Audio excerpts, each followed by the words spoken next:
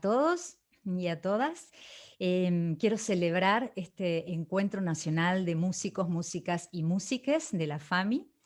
Como socia honoraria de la UMI es un honor. Y como parte de una mesa de trabajo llamada Por Más Músicas Mujeres en Vivo, que se puso como objetivo lograr una herramienta que trajera un poco de equidad para las mujeres, disidencias y diversidades en la actividad musical en vivo. Quiero agradecerle entonces a la FAMI, a UNMAR y a MAIPEC por la invitación a charlar un poco sobre esta construcción colectiva que fue la ley de cupo y aclararles al final todas las dudas que ustedes puedan tener y cuál es la actualidad de aplicación de la ley. Bueno, sé que muchos conocen la historia de la ley, pero realmente no está de más repasarla, justamente porque estamos hablando entre compañeros y compañeras músicas que forman parte de construcción colectiva y bueno, y este es un claro ejemplo de eso. La ley de cupo surge en la primavera del 2017, había habido unos festivales muy brutales en cuanto a la falta de representación de mujeres en esos escenarios y se armó muchas discusiones en las redes entre las mujeres músicas. En ese momento llegó el 23 de enero, nuestro Día Nacional del Músico, y INAMU convoca, el Instituto Nacional de la Música, convoca a un debate en un canal de televisión a músicas referentes de distintos estilos para hablar un poco como de las causas aguas arriba de esa desigualdad. Ese día Isabel de Sebastián nos acercó un estudio de una socióloga, de unas sociólogas chilenas que señalaban a la Argentina como el peor país de Latinoamérica en representación de mujeres en los escenarios. Daba que Argentina tenía el 13% de mujeres arriba de los escenarios. Allí estaba presente Elvi Olaya, una pianista mendocina, y ella dice, chicas, hay que hacer una ley de cupo. Fíjense lo que pasó con la ley de cupo en la política, cómo le abrió las puertas a la participación de las mujeres en los cuerpos legislativos, y las primeras que estuvimos como en desacuerdo, si se quiere, con la propuesta de Elvi ahí en ese debate, fuimos las propias músicas, ¿no? Le decíamos, pero ¿te parece? Nos van a acusar de querer ocupar espacios en los escenarios, no por el peso de las propuestas musicales, sino por una obligación. Pero la Elvi dijo, si no hacemos esto, esto no va a cambiar ni en otros 50 años. Fíjense cómo venimos.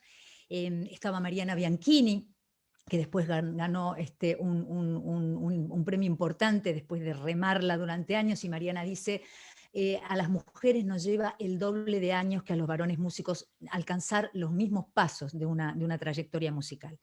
Así que ese día nos fuimos convencidas de que teníamos que hacer una ley de cupo, pero que no íbamos a podernos presentar ni frente a nuestros compañeros, ni frente a los legisladores, con solamente el estudio de 4 festivales de rock, que era lo que había aportado este estudio chileno. Entonces, con una gestora cultural, Alcira Garido, que siempre nos había dado mucho espacio en la radio a la música de las mujeres, nos pusimos a hacer un estudio sobre los 46 principales festivales del país, abarcando las 24 provincias. Y los números nos dieron peor, mucho peor. La representación de mujeres en los escenarios argentinos era de menos del 10%, habían pasado durante un año, analizamos, habían pasado 1.605 agrupaciones musicales en esos 46 festivales y solamente 160 bandas tenían alguna mujer en su conformación. En el rock era el peor de los rubros musicales, con menos del 5%. Así que a partir de allí formamos una mesa de trabajo que se formó con más de 20 compañeras músicas y que justamente las que formaron esa mesa para llevar adelante la ley de cupo no eran las que necesitaban espacio en los escenarios. Ahí, bueno, está Paz mostrándonos la foto de esta primera reunión, que esa es la terraza de mi casa, y ahí podemos ver a Lula Bertoldi, a Barbarita Palacio, a Carolina Pelleriti, ahí está Alcira, que hizo el estudio Mercedes Lisca, nuestra socióloga, la pata académica de la fundamentación de la ley, Nora Sarmoria, que es la directora de la Orquesta Latinoamericana, Nelly Gómez, la presidenta de FADEC, la primer asociación civil con personería jurídica de músicas que se creó hace 18 años, está Lucy Patané, Hilda Lizarazu, y después esa mesa se fue agrandando y se incorporaron Patricia Sosa, Liliana Vitale, Miss Bolivia, bueno, Lucy Patané, ya la nombré, estaba ahí. Bueno, y esa mesa se fue agrandando y comenzamos a buscar los apoyos para, con ese estudio que teníamos de los 46 festivales, poder presentar un proyecto de ley. En el día más frío del año 2018, el 26 de julio del 2018, llovía. Nos juntamos a las mujeres músicas, vinieron 77 músicas a poner su firma presencial para poder llevar el proyecto a los legisladores. Y así se lo pudimos presentar a la legisladora mendocina Anabel Fernández Sagasti. Ella tuvo un gran acierto en esto porque presentó el proyecto de ley, y se los cuento por todas las luchas que nos faltan, ¿no? Ella presentó el proyecto de ley no como un proyecto del Frente para la Victoria en ese momento, sino como un proyecto de nuestra colectiva. Y así lo llevó a la banca de la mujer, con lo cual logró que tuviera muchas firmas de apoyo ya en la presentación del proyecto. ¿Quiénes fueron los primeros colegas que firmaron esa planilla de apoyo en forma digital? Fueron nuestros queridos asistentes de escenarios, el SATE, el Sindicato Argentino de Técnicos Escénicos, que nuclea a los sonidistas, a los iluminadores, a los asistentes. Ellos fueron los primeros que nos apoyaron en la ley de cupo.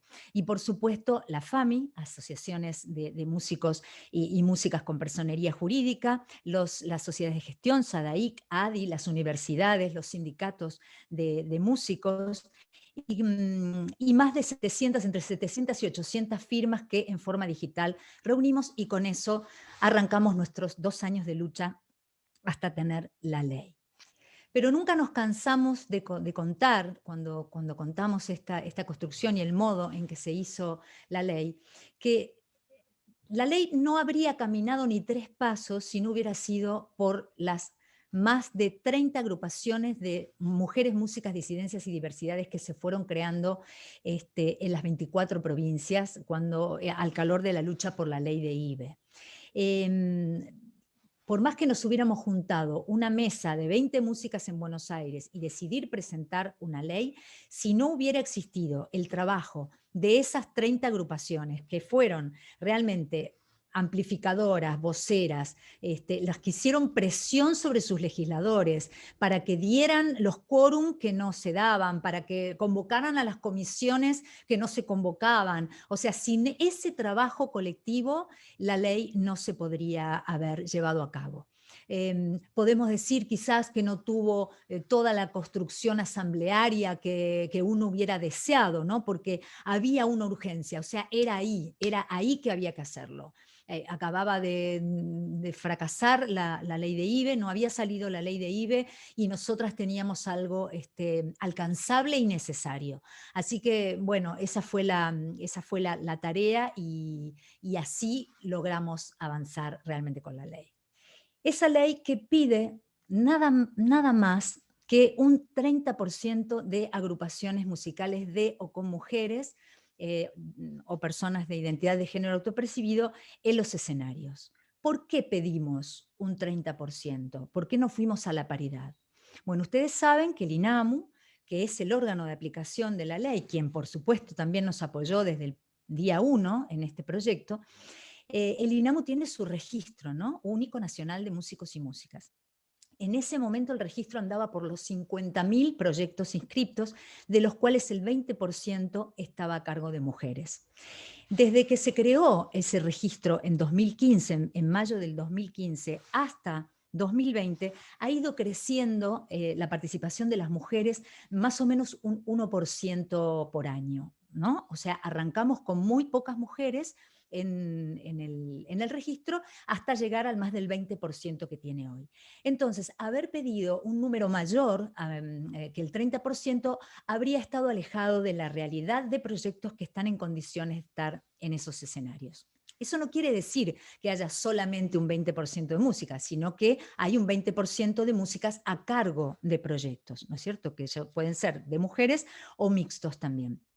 Bueno, por supuesto sí hay algunas ciudades que, por ejemplo, Rosario, que logró una ordenanza que pide el 50%, lograron el 50%, pero son espacios muy particulares, lugares muy particulares, y quienes lo llevaron adelante seguramente habrán hecho el relevamiento de la actividad musical en Rosario y será cumplible en ese 50%. Nosotras siempre vimos en ese sentido el bosque de lo colectivo, y cuando pensamos esta ley para que fuera federal y para que se aplicara de la misma manera tanto en Jujuy como en Tierra del Fuego. Así que pensando en eso, nos amparamos en una discriminación positiva, porque sí es una ley que tutela a una minoría para que avance, para que se profesionalice, para que sea incluida efectivamente, pero no alcanza de momento la paridad. Es un piso, no un techo, no tiene techo. ¿Qué pasó cuando la presentamos? ¿Quiénes se opusieron a nuestra ley de cupo? Fuertemente se opusieron los productores y, paradójicamente, los managers. Acá quisiera hacer un comentario muy personal. Esas asociaciones de productores y de managers muchas veces enmascaran cosas, ¿no es cierto? Son productores que no producen, porque muchos de ellos no ponen un centavo para producir sus artistas, y managers que no nos representan. ¿No es cierto? En el caso de que nosotros, los músicos independientes, querramos tener managers, tienen que ser managers que representen nuestros intereses, no que sean productores disfrazados de managers. Así que ellos se opusieron fuertemente, hicieron una gran presión para que la ley no saliera, pero por suerte nosotras teníamos los números duros, contundentes, irrefutables de lo que estaba pasando, y pudimos a cada uno de ellos convencerlos y hacerles ver cómo estaban trabajando mal dentro de la industria de la música a las mujeres. Cuáles eran los números de las mujeres en el mundo, cuáles eran los números de las mujeres en Latinoamérica. Por ejemplo, cuando traen los grandes festivales que se compran aquí en la Argentina llave en mano, y vienen las grillas con las agrupaciones extranjeras, dentro de esas grillas de extranjeros hay más de 33% de mujeres que son exitosas en Latinoamérica, y en Europa, en Estados Unidos. Sin embargo, cuando pasás a la parte de la grilla nacional, siempre la presencia de las mujeres es menos del 10%, ¿no? Cuando nos argumentaban que por qué no íbamos a golpear las puertas de los canales de difusión, que en realidad el vivo y el escenario no es un canal de difusión, que los canales de difusión son las radios. Bueno, ustedes saben muy bien, todos los músicos sabemos muy bien, que durante los últimos 4 años del gobierno anterior se interrumpió la fiscalización del artículo 65 de la Ley de Medios, ese artículo que aseguraba la presencia de un 30% de música nacional en las radios. Por suerte ahora la FAMI acaba de firmar un convenio con la ENACOM para que se cumpla ese artículo, pero imagínense que si no había espacio para la música independiente ni para la música nacional en las radios, mucho menos para la música de las mujeres, que además la difusión radial es paga, todos lo sabemos, ¿no? Los productores entonces escucharon nuestros argumentos, nuestra acusación de tener inercia, prejuicio, de arrastrar viejos preconceptos acerca de que las mujeres no cortan tickets, no venden, no convocan, y les mostrábamos cómo nuestras mujeres, cuando llegan a cortar 1.500, 2.000 tickets por fin de semana, tocan con el techo de cristal, no tienen una interfase hacia los festivales más grandes y hacia los eventos más grandes, y se tienen que ir del país. Las que podrían ser nuestras Natalias Lafourcades y nuestras Julietas Venegas, se van del país, se van a México, a Costa Rica, a España, a Japón, como Juana Molina, y luego que en otros países las legitiman, entonces aquí empiezan a prestarles atención. Em, por supuesto, a los productores y managers no se les podía hablar de democracia cultural, no se les podía hablar de la necesidad de tener multiplicidad de voces, multiplicidad de visiones del mundo, de la vida, de la memoria, del amor, del dolor, de la muerte. Todo eso no entra dentro de los intereses de los productores, pero sí entró dentro de los intereses de nuestros legisladores, de quienes nos representan. Así que a ellos pudimos convencerlos con la necesidad, como dice Mercedes Lisca, de tener escenarios más representativos de los géneros y de las sexualidades. Así llegamos a tener nuestra ley de cupo que entró en vigencia exactamente el 12 de febrero del 2020, se sancionó a fin de 2019, pero entra en vigencia, es publicada en el boletín oficial el 12 de febrero del 2020, y que como tuvimos el tino de hacer una ley para todo evento, también se aplica en la virtualidad. La ley alcanza a los eventos virtuales.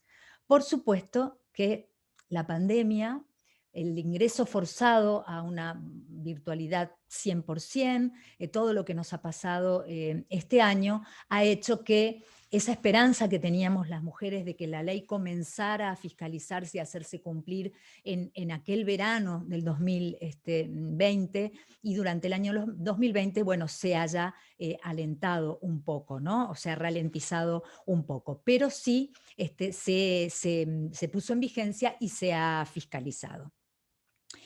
Con respecto a los resultados de esa fiscalización, bueno, como ustedes saben, la ley obliga al órgano de aplicación, que es el INAMU, a presentar un informe anual sobre cómo está haciendo cumplir la ley, y bueno, la tiene que publicitar, cosa que lo hace en la TV pública, etcétera, pero tiene que presentar un informe.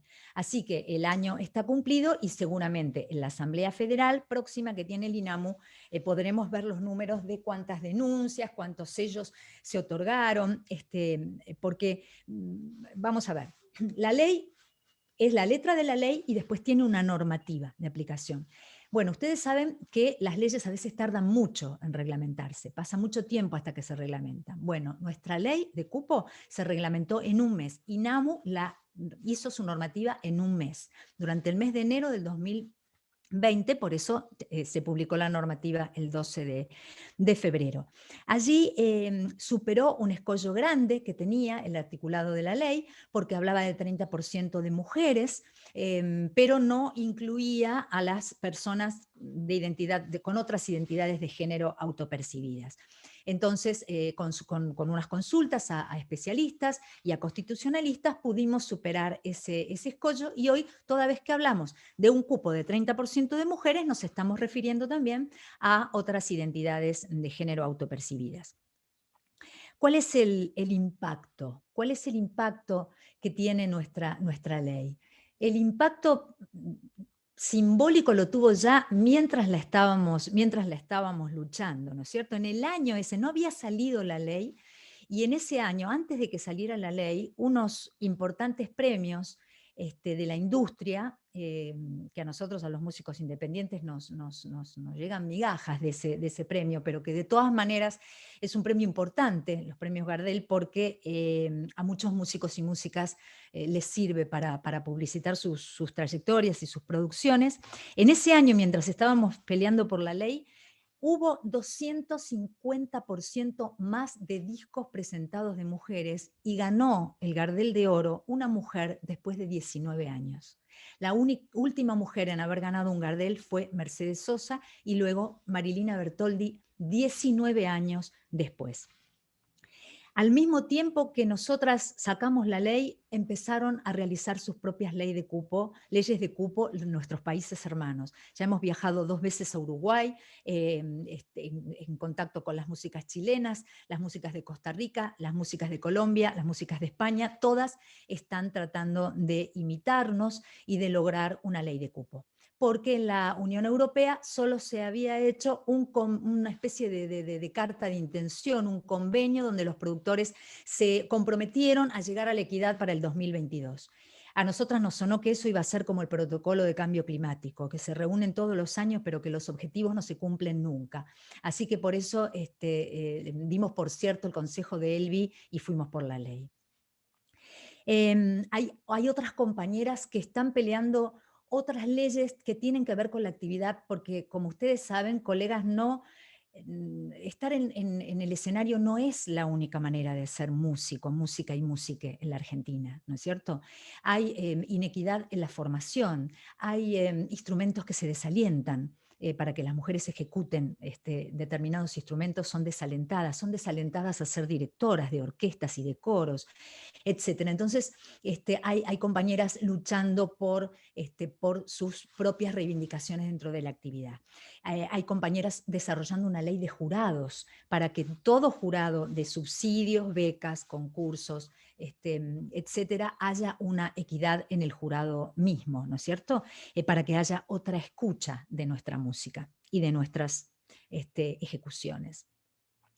Una consecuencia secundaria pero buenísima va a ser que las bandas se van a formar diferentes, porque si bien la ley no regula hacia adentro de una banda, nadie te dice cómo vos tenés que armar tu banda o tu agrupación musical, también es cierto que ahora en un barrio, cuando se vaya a armar una agrupación musical, también nuestros compañeros nos van a escuchar, ¿no? Si saben que cerca hay una buena batera, una buena saxofonista, una buena guitarrista, también van a pensar, che, si metemos chicas en la banda, vamos a tener más posibilidades de tocar. Nadie les va a tocar el 70% de sus posibilidades, pero hay un 30% que tiene que estar por ley, y entonces esa es una buena consecuencia. Ya inmediatamente de sancionada la ley, hubo cambios concretos. INAMU otorgó una cantidad importante de sellos de reconocimiento, hizo un sello de reconocimiento de ley de cupo cumplido, sello que nos donó Maitena, el dibujo muy generosamente. Ya INAMU otorgó sellos de cumplimiento y, por ejemplo, por darles un solo ejemplo, dos, les voy a dar el Festival de Chamamé, que años anteriores, el año que nosotros habíamos analizado, había tenido 178 agrupaciones en 5 días sobre ese escenario tan importante que es el de la música, el de la nación chamamecera. Con menos del 10% de mujeres, ya con la sanción de la ley sobrecumplió el cupo y tuvo 33% de mujeres músicas o agrupaciones con mujeres músicas en los escenarios. El propio Cosquín Rock, que fue el gran dolor de cabeza, ¿no? Aquellas declaraciones tan tremendas y tan fuertes, ¿no? De que no existía 30% de talento femenino para subir esos escenarios. Bueno, el Cosquín cambió su forma de mirar, entendió lo que estábamos diciendo, entendió que había mucha música que no conocían, que no habían escuchado, y también sobrecumplió su cupo. Así que, bueno, ¿dónde pueden encontrar ustedes este PowerPoint que está pasando? Lo van a tener con toda la información para que la tengan siempre a la mano, ¿no es cierto? Sepan que la ley de cupo contempla excepciones. La ley de cupo no sale a perseguir, no es un mecanismo para perseguir y cobrar multas el INAMU y llenarse de dinero el INAMU cobrando multas. Es un mecanismo para posibilitar lo laboral en las mujeres. Este es un reclamo de género, pero es un reclamo laboral. Las mujeres músicas, disidencias y diversidades tenemos derecho a cobrar nuestros derechos de autor de las actuaciones en vivo, ¿no es cierto? Por supuesto, no cumplir está multado con hasta el 6% de la recaudación, y como les decía, necesitamos que denuncien. O sea, el mecanismo es sencillo. Un productor, un organizador, un municipio, una productora va a hacer un evento que convoque a más de 3 agrupaciones musicales. Bueno, tiene que presentar una declaración jurada al INAMU diciendo cuáles son esas agrupaciones y cuáles aportan al cupo, ¿no es cierto? Entonces, si hay un festival, por ejemplo, de reggae, que dicen, no hay, o sea, en nuestra localidad, ni a 100 kilómetros a la redonda, no hay bandas de mujeres que toquen este estilo musical, por lo tanto no podemos convocar. Bueno, si INAMU comprueba a través de sus registros que no hay exactamente, o sea, 100 kilómetros a la redonda, de modo de poderse trasladar sin que sea muy oneroso para el productor, no hay esas agrupaciones de reggae y de heavy metal, que son los estilos donde más difícilmente se encuentran mujeres, bueno, se contemplará esa excepción, ¿no es cierto? Pero la idea es que se abra esa escucha y se abran esos escenarios. Por supuesto, consecuencias negativas, o sea, cosas negativas que se pueden ver en un primer momento, ¿no?, de aplicación de la ley, que siempre van a llamar a las mismas, que nos van a poner en los peores horarios, sin luces, con el volumen más bajo. Yo siempre les digo a mis compañeras, ojo, que eso también le pasa a nuestros compañeros que también los llaman a los escenarios como números de relleno o como bandas de relleno, también los ponen a tocar a las 2 de la tarde, al rayo del sol, sin luces y con el sonido más bajo. Entonces, en eso, esa la tenemos que luchar todos juntos. Y por supuesto, si una agrupación de mujeres ve que en el horario central hay una banda que no es convocante, que tiene o que tiene el mismo poder de convocatoria que ella, el mismo cartel o la misma cantidad de tickets vendidos o la misma convocatoria y le están poniendo a ella a las 2 de la tarde y a la banda de varones a las 9 de la noche, y bueno, ahí ya tiene que ver con la discriminación, tiene que ver con otras cuestiones y hay que hacerlo valer. Pero la ampliación de derechos no es instantánea, ¿no es cierto? Cuando se creó el voto femenino, no es que al otro día votamos todas las mujeres, pasaron años, es como de a poco, ¿no? Y las legislaciones, lo que uno consigue con las leyes, necesitan de voluntades para hacerse cumplir. Y ahí entramos nosotros, ahí entran las asociaciones, ahí entra la FAMI, ahí entran las agrupaciones de mujeres músicas que también se han formado. Tenemos sí que saber que falta mucho, que como les decía, los escenarios no son la única manera de ser músico. En la Argentina hay música. Y desde nuestra mesa, como una opinión desde nuestra mesa de trabajo, nosotras siempre apostamos a la convivencia. Hicimos una ley para convivir en esos escenarios, porque en esos escenarios se construye sentido, se construye identidad, se construye ciudadanía, son lugares de identificación. Muchos de nosotros y de nosotras nos hemos hecho músicos y músicas viendo a alguien arriba del escenario y queriendo ser o hacer eso que esas personas músicas hacían. Y desde esos escenarios, en esos escenarios tienen que estar todas las voces, pero detrás de esos escenarios, en los camarines, en los micros de gira, en las salas de ensayo, ahí tenemos que construir un nuevo diálogo. Tenemos que construir un nuevo diálogo entre trabajadores y trabajadoras de las culturas, donde realmente podamos luchar desde adentro contra la misoginia, contra las violencias, contra el maltrato, contra el destrato, contra todo lo que nos ensombrece tanto como sociedad y que a las mujeres a veces nos lleva hasta la muerte, ¿no? Para nosotras es desde ahí que se puede dar la pelea. Eso no quiere decir que no podamos hacer festivales solo de mujeres, sí, por supuesto, nadie nos tiene que decir cómo tramitar nuestras cosas y nuestros vínculos, y que no podamos tener asociaciones exclusivamente de mujeres, ¿no? Pero nosotras desde nuestra mesa creemos en esa convivencia como necesaria, ¿no? Como necesaria para poder avanzar. Nuestro país ahora tiene una oportunidad invalorable, que es continuar con la búsqueda de un estado de bienestar, que actúe sobre esas causas aguas arriba de la desigualdad. La desigualdad en las mujeres básicamente tiene el componente de que los cuidados de adultos mayores y de las niñas recae sobre las mujeres.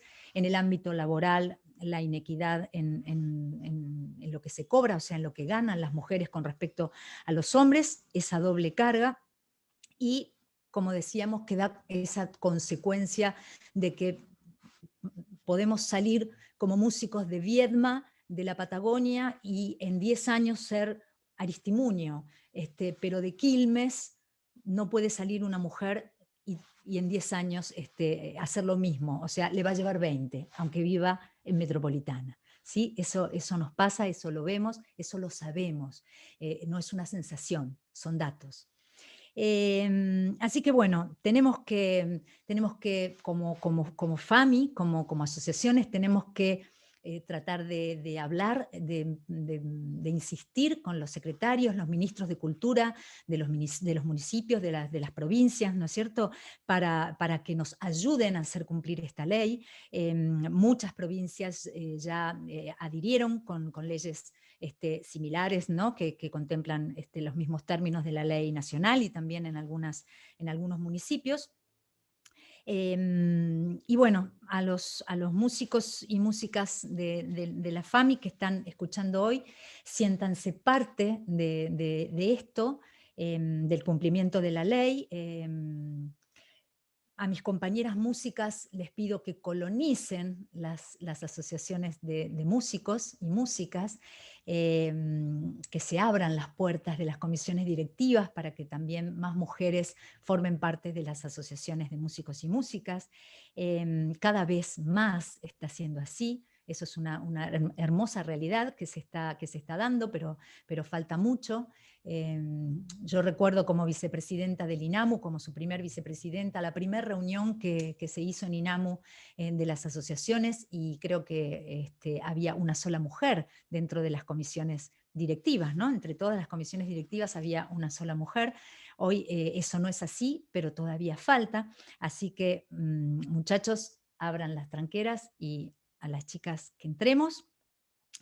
Y que no tengamos ninguna duda de que estamos cambiando algo que en la música estaba mal, que era injusto, que estaba muy mal, y que lo teníamos que cambiar y que lo tenemos que hacer entre todos y todas. Y con respecto a todo lo que nos falta, porque es mucho lo que nos falta, la pandemia puso en blanco sobre negro la precariedad en la que vivimos los músicos y las músicas y músicas en la Argentina, llegando a situaciones realmente de indignidad. Nos falta mucho, hay mucho por trabajar y construir colectivamente, pero no tengamos ninguna duda, como decía la antropóloga Margaret Mead, de que un grupo de personas puede cambiar el mundo porque siempre ha sido así.